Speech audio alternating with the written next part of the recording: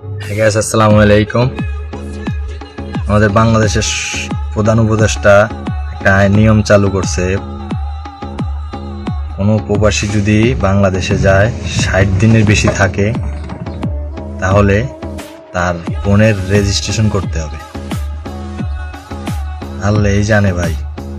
আবার 2 দিন পরে নাকি চালু করে যে প্রবাসীরা যদি বাংলাদেশে যায় তাহলে তার বউর কাছে 60 দিনের বেশি থাকলে সে বউকেও কি নতুন করে কাবিন করে বিয়ে করতে হবে নাকি?